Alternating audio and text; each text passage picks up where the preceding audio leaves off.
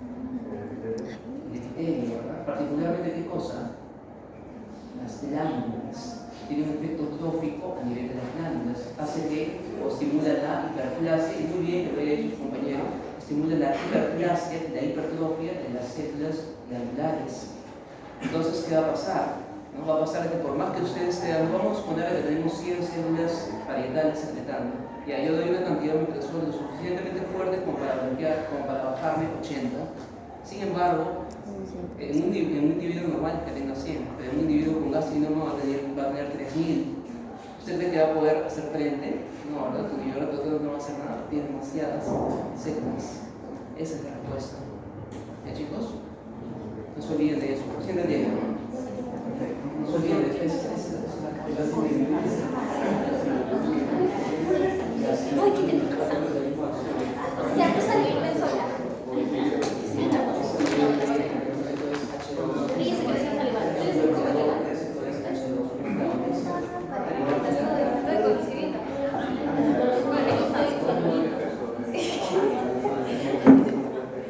Ni los seguidores de la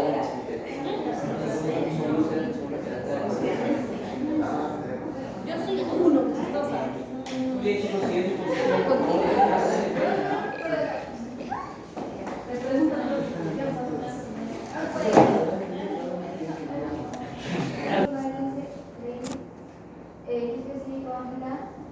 Rey Sánchez, Leonardo Garizón, Villafane, Chepehuanca, Caterine y mi persona que soy de.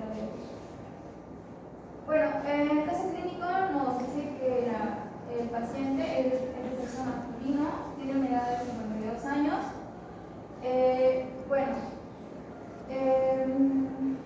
Para poder identificar bien en este caso es la persona que padece este paciente es el celulitiasis, que se refiere a cialo, que viene de saliva, glándula salivales, y litiasis, que es un trastorno caracterizado por formación de cálculos.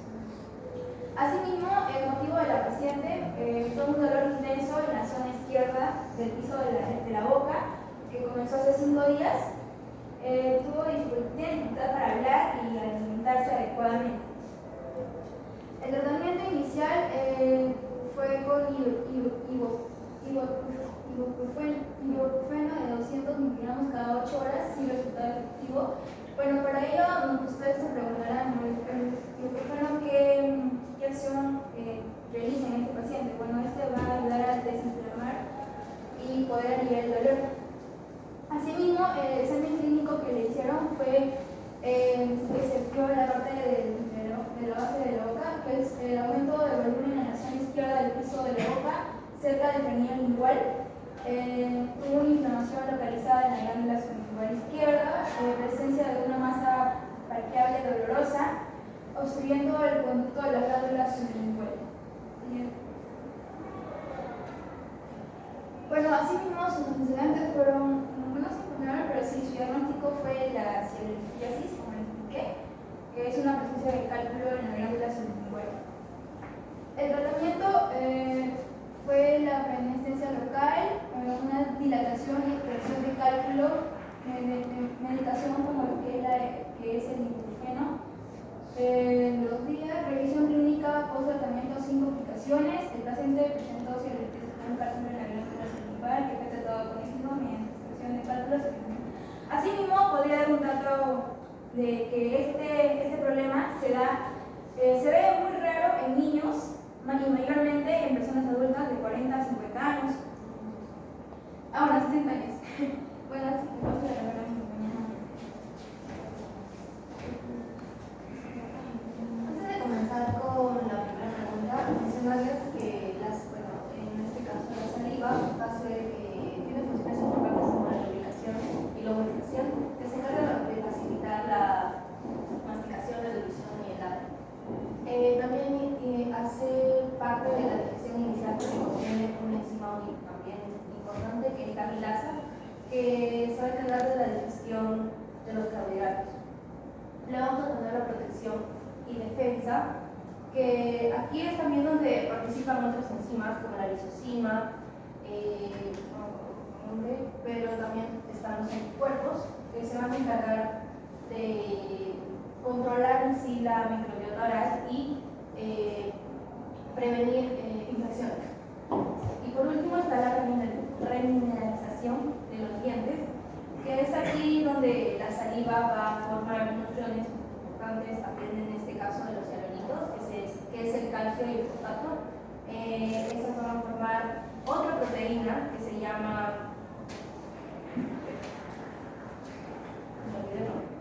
hidroxiapatita, y bueno, que son muy importantes para la regeneración de esmalte dental. Vamos a tener tres glándulas mayores, que es la glándula sublingual, la submandibular y la glándula parótida. La glándula parótida, también más adelante una de mis compañeras lo va a explicar, pero yo me voy a centrar más en la glándula sublingual. La mandibular un poco porque la submandibular se encarga es una parte serosa y a la vez mucosa. En cambio, la sublingual tiene mayor mucosa, y acá es donde participa la mucina, que se encarga de la lubricación para los alimentos. La glándula sublingual está debajo de los pliegues sublinguales, encima está la lengua, de la lengua debajo de esta o a su alrededor hay otro músculo que se llama el estiloglosso, y debajo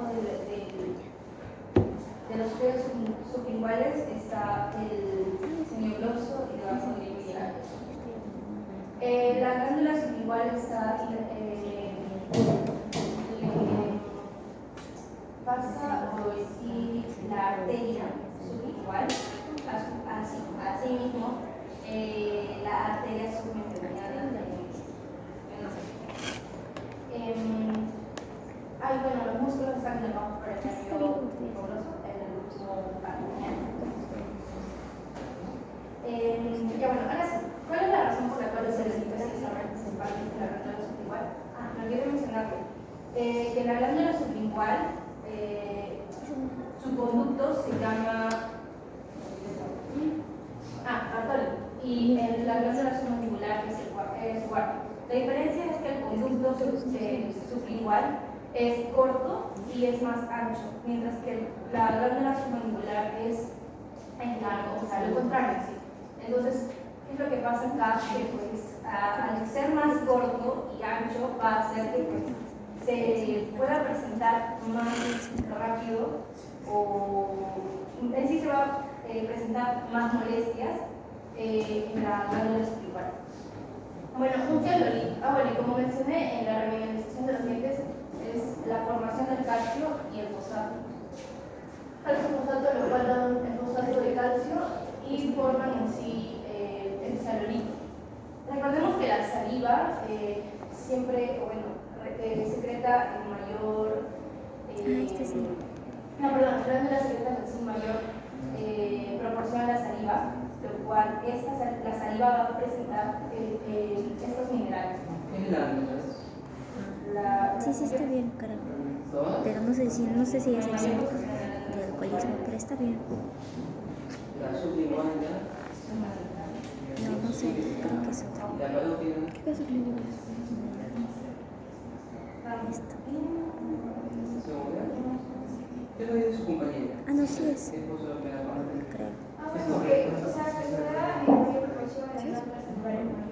Creo que sí. Gracias. De las salivales mayores, ¿en cuáles principalmente? Ahora vamos a ver.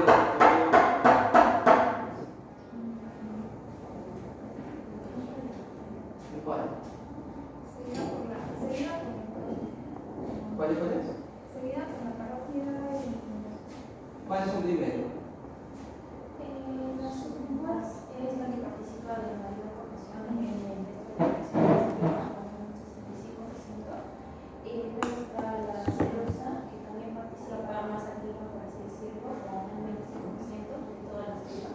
Y por último, ahí está la sublingual y las glándulas son Pero dijo que la sublingual es la principal. ¿Cuál es? A ver qué dice su compañera Pasada Sevillano. ¿cuál de todas las glándulas salivales mayores que han mencionado sus compañeras, cuáles son las que secretan la mayor cantidad de saliva? Las submandibulares. No sé, son sublinguales. Esas son glándulas parótidas, ¿no? ¿Cómo? ¿Qué Son son las esas? submandibulares, chicos, seguidas de la parótida y finalmente las sublinguales son pequeñas, tienen su tamaño. Tiene el tamaño de las bien. A ver, ahora sí, continuamos con la parte de la pregunta. Bueno, los celulitos bueno, la cianoliquiasis es una enfermedad que se da la precipitación y la cristalización de los minerales en la saliva. Como decía, la saliva se produce mucho y al ser producida en mayor proporción va a hacer que se formen estos cálculos salivales y pues se va a presentar ahora no se ve acá la imagen, pero O sea, ¿por un exceso en la producción de saliva? no, por un o sea, como le digo, al momento de producirse mucha saliva, acá también va a producirse o va a haber mayor producción de los iones de calcio y fosfato, lo cual esto al haber mucho en sí la formación de estos iones se van a formar los cálculos. Ahí está, en esta imagen se va a ver explicar. Bueno, y la mineralización de la matriz orgánica está favorecida por el aumento del pH que permite la precipitación del fosfato de calcio en la saliva, porque está en un medio alcalino. La intensificación de la concentración de mucina en la saliva y su capacidad para transportar calcio. Y por último, la alteración del medio iónico de la saliva. El tratamiento ya lo mencionó mi compañera, pero sería, o sea, si en caso alguno de ustedes llega a tener esto, es recomendable que vaya a un cirujano maxilofacial para que pueda retirarlo, porque no pueden ir a un dentista para que se lo puedan retirar, porque obviamente está más centrado de... Claro, obviamente, eso se tiene que ver con médicos, sí. Ajá, entonces eso. Hay algo más. La cianolitiasis suele afectar principalmente a qué glándula. ¿A salivales mayores o salivales menores? Mayores. Sí, a los mayores tapones.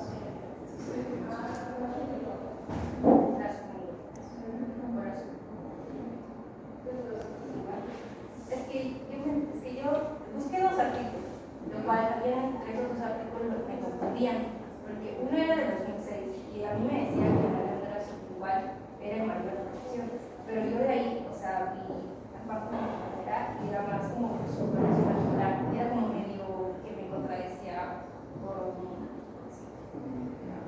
¿Qué dice su compañera Villafante? ¿Dónde es más frecuente la cianolitiasis? ¿En la submandibular o en la sublingual?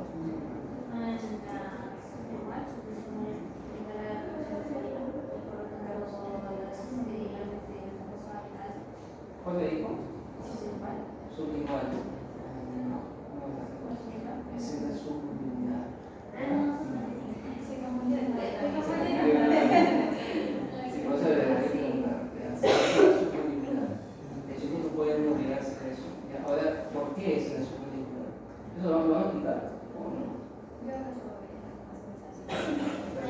Pero segundo, no es por la mayor producción de saliva. Al no haber mayor producción de saliva, bueno, la submandíbula es mayor que la produce saliva.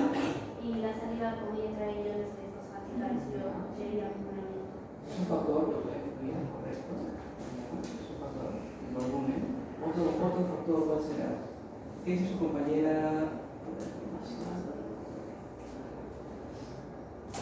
Equipo Estrada, ¿no? ¿Ya qué dice su compañera Equipo Estrada? Hay otros factores, eso es el único factor, el volumen.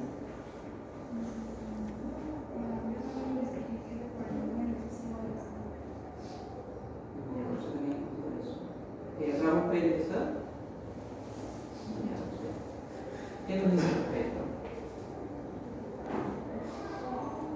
Hay otros factores. ¿Qué factores me imponen a que la glándula submandibular sea la glándula que suele formar más cielitos con mayor penetración en comparación a otras?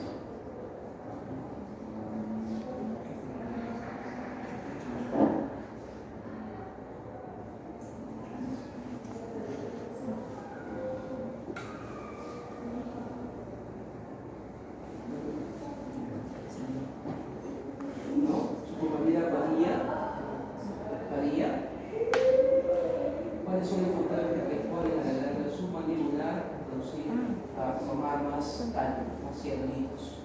5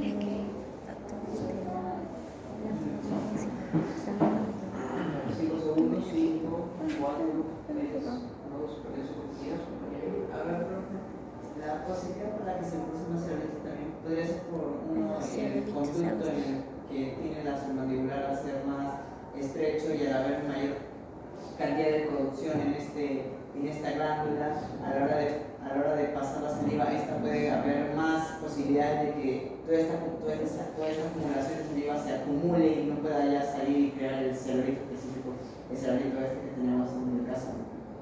Ya, es una posibilidad. La estructura del conducto, ¿cómo se llama el conducto de la glándula submandibular? Cuarto. ¿Cómo es el conducto del cuarto? Es más largo y es más estrecho por lo que he visto en las películas. ¿Y cómo es? Usted está hablando de la anatomía de los músculos. Repíteme esa parte, ¿cómo que está dispuesto?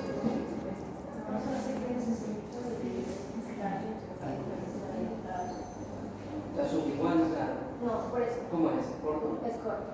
El conducto es corto y es más ancho. ¿Cómo se llama el conducto de la glándula sublingual? Párpado. Se llama principal. Sin embargo, ese principal se ha formado por varios conductos pequeños, de los cuales el más grande se llama ¿ya? ¿Y la parótida cómo se llama? ¿Ya? ¿Cómo se llama el conducto de la parótida? Chicos, ¿cómo se llama el conducto de la parótida? Steno.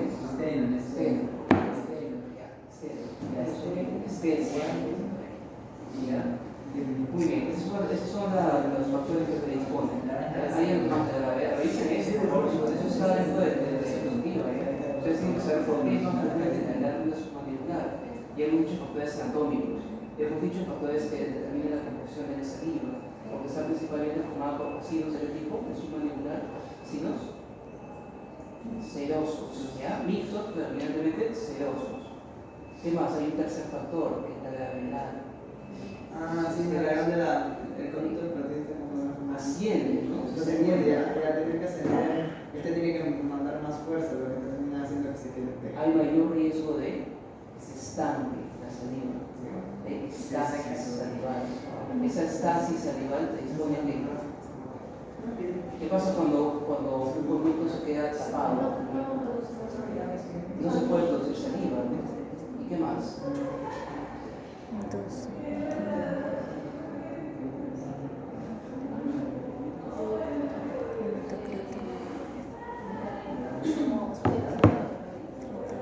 ¿Por qué se necesita dolor en este caso? Y el dolor tiene una característica, no es un dolor cíclico. ¿Por qué? Generalmente es durante las comidas. O sea, me voy a comer y calma. ¿Tendrá que ver con la menstruación? Sí,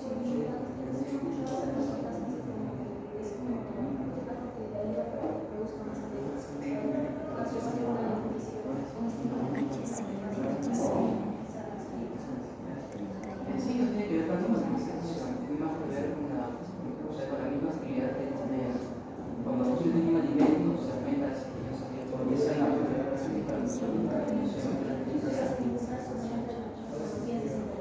Exacto. ¿Por qué es eso, chicos? ¿Qué pasa si yo obstruyo un ducto?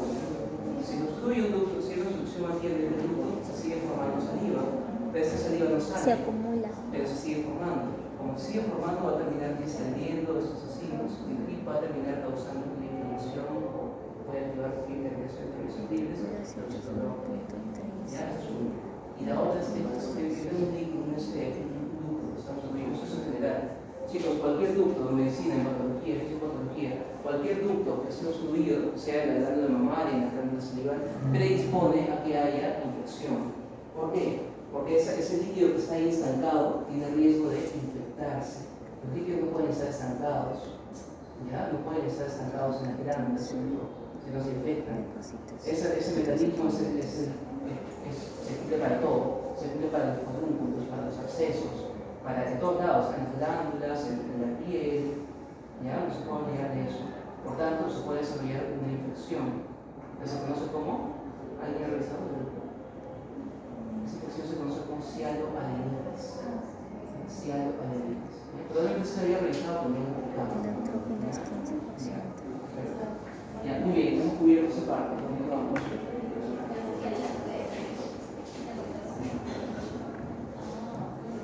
Para la segunda pregunta, la cual dice: considerando el caso clínico, ¿cuál sería la razón para la dificultad de la alimentación? En este caso vamos a dividir en dos partes. Primero voy a explicar cómo se hace la secreción de la saliva, la regulación. Mi compañera va a explicar específicamente cómo es y causa lo que es la dificultad de la alimentación.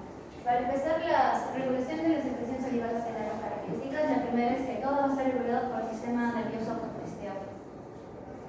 autonómico, ¿verdad? Ya. Y a diferencia de que vendría a ser con las secreciones gastrointestinales, la cual también debe estar regulado por ese sistema nervioso autonómico, pero también va a estar regulado por algunas hormonas gastrointestinales. La segunda característica sería que en ese sistema vamos a tener el sistema nervioso parasimpático y asimpático, la cual también va a interferir en esta secreción salival, pero en mayor proporción vamos a tener más al parasimpático, porque el parasimpático va a generar saliva más acuosa, la cual va a tener proteínas y enzimas ricas, la cual vendría a ser la amilasa, la cual va a ayudar a la digestión de alimentos y carbohidratos. El asimpático va también a producir saliva, pero esta saliva va a ser más espesa, más condensada. Acá una tipo de enzima que vamos a liberar sería la mucina. Este tipo de saliva se va a liberar más en momentos de estrés. Como se sabe, el parasimpático y el simpático se van a contradecir, tienen respuestas diferentes. El parasimpático va a ser más en momentos de relajación y el simpático en momentos de estrés. ¿Cómo es que se da la regulación a manera fisiológica? Primero vamos a tener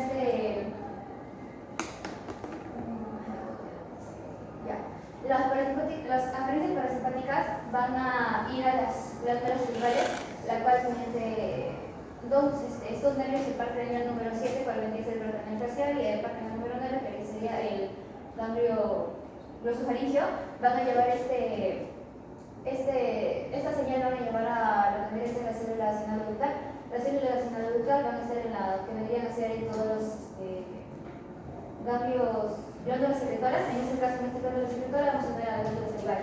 En la glándula salival vamos a tener la glándula glostánica, que vendría a ser la submandibular, sublingual y la parótida.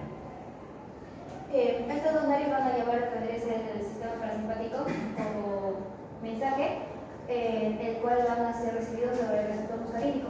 El receptor muscarínico van a recibir a la acetilcolina, la cual va a ser liberada por el sistema postganglionar de la neurona parasimpática. Va a recibirla y al momento de que se reciba se va a ocasionar todo lo que vendría a ser esto de acá, donde al momento de que recibido va a ser controlado por una proteína GQ. La proteína GQ va a llegar, la acetilcolina se va a reaccionar, va a los receptores de la proteína G, que viene a ser alfa, beta y gamma. El alfa viene, viaja y activa la fosfatipasa C, la cual va a hacer que el fosfatil y los inositol 1,5 bifosfato se dividen en dos, que viene a ser el fosfato inositol 1,4,5 bifosfato y en el lado. En este caso acá tenemos el inositol 1,4,5 bifosfato, en el cual también va a generar lo que vendría a ser la liberación del calcio. La concentración del calcio va a hacer también que nosotros produzcamos más saliva. Las células accionarias orbitales que vendrían a ser en las glándulas secretoras van a ocasionar en este caso tres reacciones. La que vamos a ver es que es la secreción de la saliva, también va a generar la secreción del bicarbonato y también va a generar lo que son las condiciones de células mioepiteliales. Luego tenemos al parasimpático, luego tenemos el simpático, la cual el simpático se va a llevar esa información también a las glándulas salivales, se van a generar en donde los segmentos torácicos T1 a la T3, la cual van a tener nervios, en este caso vamos a tener un nervio presimpático, no, preganglional, sí. Y este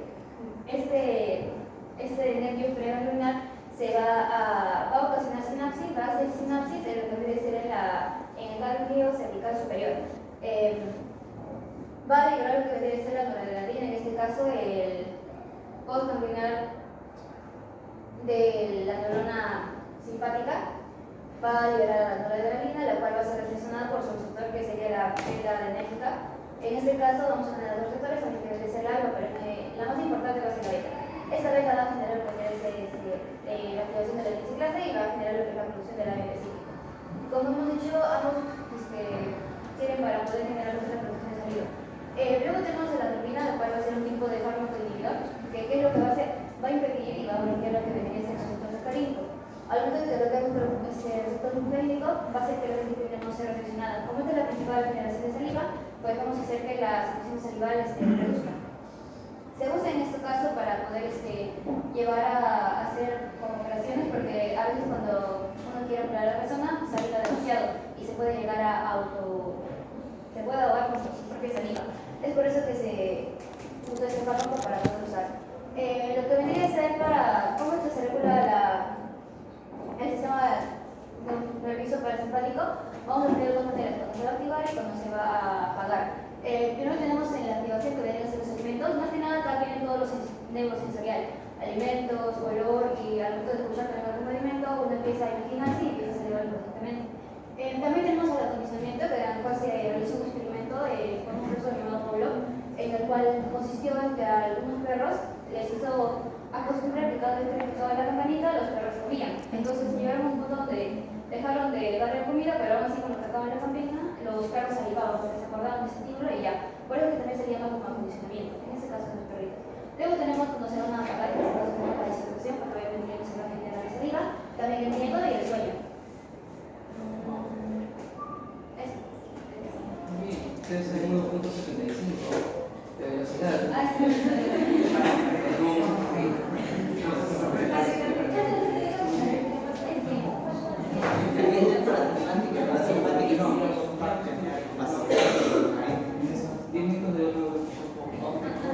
Ya, respondiendo a la pregunta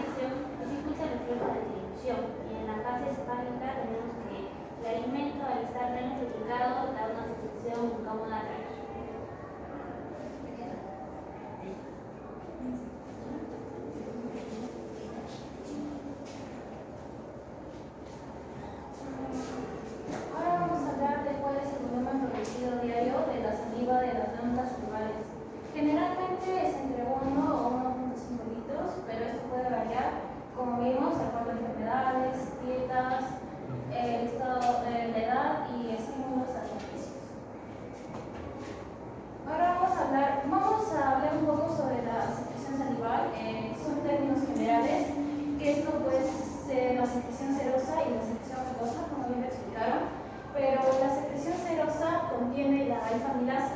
Y la alfa-amilasa sirve para la degradación de almidón. Y la secreción mucosa que contiene mucina, el cual sirve para la protección y lubricación de la mucosa. Ahora las glándulas salivales. Como ya vimos, está la parótida, la sublingual y la submandibular, las cuales son las mayores, y las glándulas menores, que son las labiales, genianas, palatinas y linguales. Acá podemos ver su porcentaje de producción en la saliva. La serosa tiene un 25%, no, la parótida tiene un 25% y es serosa, mientras que las submandibulares y la sublingual son mixtas, porque tienen serosa y mucosa, pero participa de mayor manera la submandibular con un 65% y la sublingual con un 5%. Ahora vamos a hablar un poco sobre la saliva. El pH de la saliva cuando está activo es un pH de 7, mientras que cuando está en reposo es de 8. Y acá podemos tener mayor potasio y mayor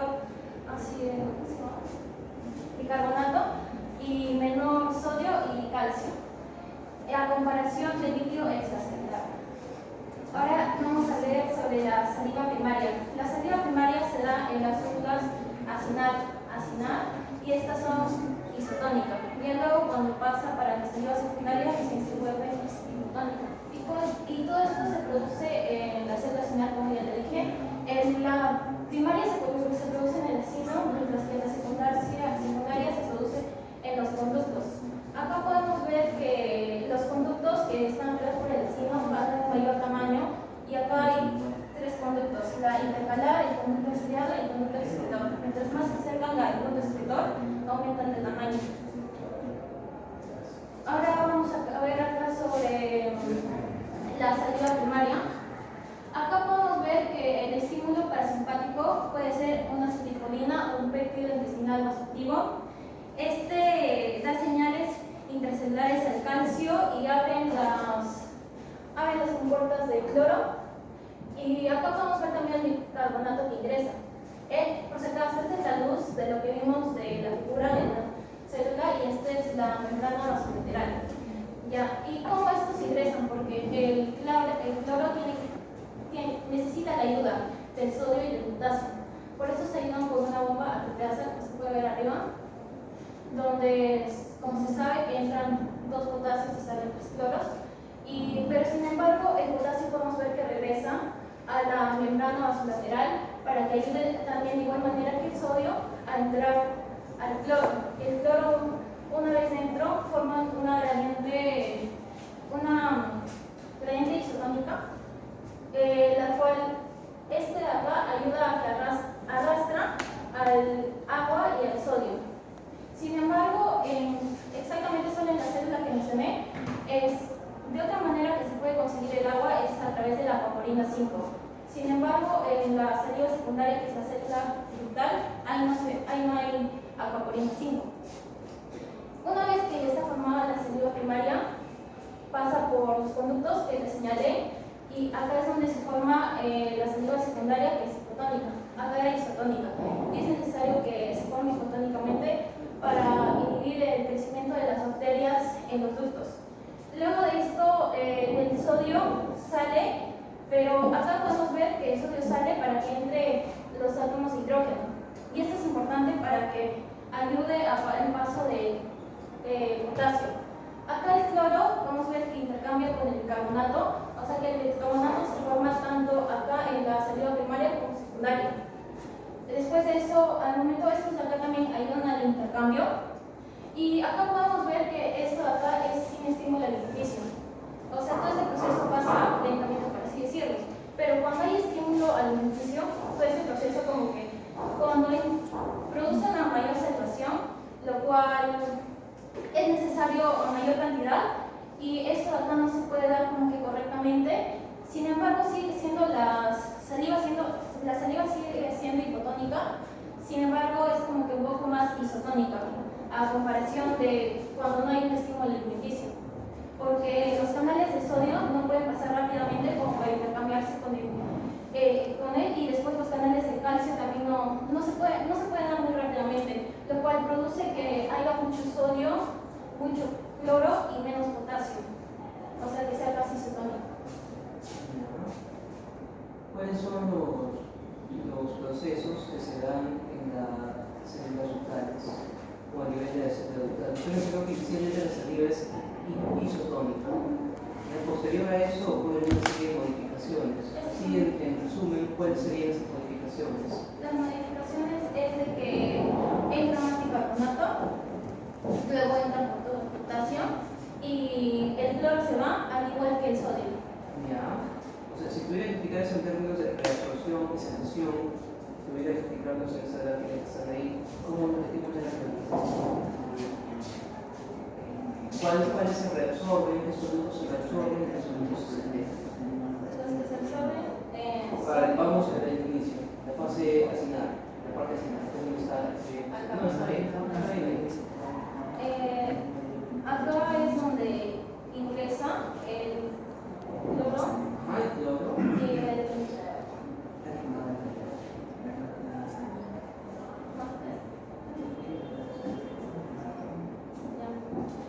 ingresan y también ingresa el agua porque, como les dije, que eso crea como que arrastra el agua y el sodio.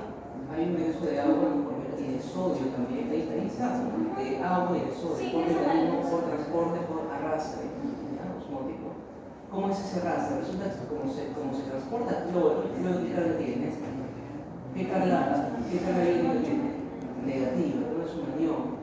Entonces, por fuerzas electrostáticas va a terminar trayendo una carga negativa a una carga positiva, que va a ser el sodio en ese caso. De la mano, el sodio va a estar agua, por la siguiente forma. De esa manera se va a transportar cloro, sodio y agua. Sin embargo, va a haber otro mecanismo para transportar el agua que yo también he mencionado, que es la coordinación. Sí. ¿Ya? Ok, perfecto. Pues ahí hemos visto cómo está conformada esa sociedad principalmente. Ya, ahora, a medida que estamos pasando por los ductos, ¿qué va a pasar con esa línea? Hipotónica. ¿Ya? Ahora, en los ductos, ¿hay transporte de agua o no hay transporte de agua? Solamente hay en la sistema. Es impermeable al agua, justamente por eso que se va a procesar. Ahora, con una flecha, por señalar cuáles son los que se reabsorben y cuáles son los que se sedan.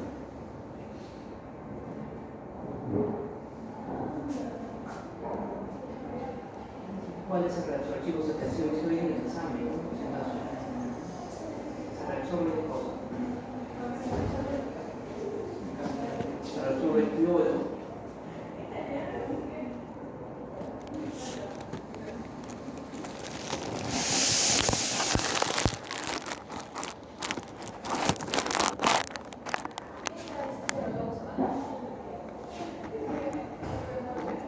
O sea que entre el hidrógeno de la se va de nuevo porque tiene que ayudar al potasio para que Principalmente, ¿qué es lo que ocurre? Más allá del hidrógeno. es como un intercambio para Sí, que, ya. para que se pueda ¿Qué se reabsorbe? ¿Cuál es el reabsorbe? ¿Qué iones? se resuelve para No, reabsorber significa desde la luz hacia la sangre. entonces sería el sodio Sodio y cloro. ¿Quiénes se separan? carbonato. Significa carbonato y potasio. Esa es la razón por la cual la saliva final está compuesta por ¿qué cosa? Es importante el carbonato. Sin embargo, en el video que vi, me dijeron que, o sea, sí es importante, pero no tanto a comparación de los demás, porque también lo produce en la primaria, también hay producción de carbonato. No afecta tanto cuando, como les dije, que cuando hay un estímulo de alimentos, porque se tiene que producir súper rápido cuando la producción es natural y ya no es como que 100% isotónica, sino que también es un poco, no es 100% importante, sino que también es un poco isotónica, sin embargo, o sea, también es importante el carbonato. ¿A qué se refiere con que es importante? No, sí es importante también como que acá en el secundario, porque No, sí es importante. Para que tener una alta concentración de carbonato. Obviamente también, como usted menciona, hay a nivel inicial, ¿no? Claro que sí, eso también interviene. De hecho, la concentración de bicarbonato es una vez que se mantiene casi variable. Es la gráfica y el descanso. ¿Ya? Sí, justamente habla de cómo se modifican de acuerdo a la velocidad de secreción de saliva, ¿ya? Cómo va a explicar cómo se modifica la composición de la saliva de acuerdo a la velocidad. ¿Ya? No se olviden de revisar eso, por favor, chicos. Hay dos mecanismos que ha mencionado su compañera, están ahí en la segunda escena. Uno con los receptores, ¿cuáles son? Muscarínicos, el parasimpático, y el otro con los receptores. Por parte del simpático. No se olviden de revisar enzimas, efectores, mensajeros. ¿Ya? Así es, está esa parte.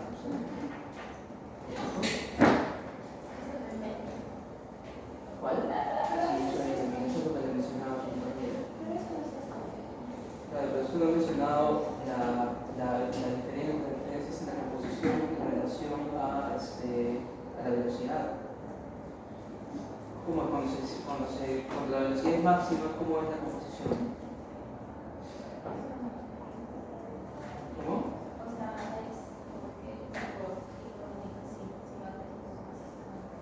Ya, pero más allá de eso, en los mecanismos de composición de iones. Se podría decir que salir y entrar, no lo vas a poder rápidamente porque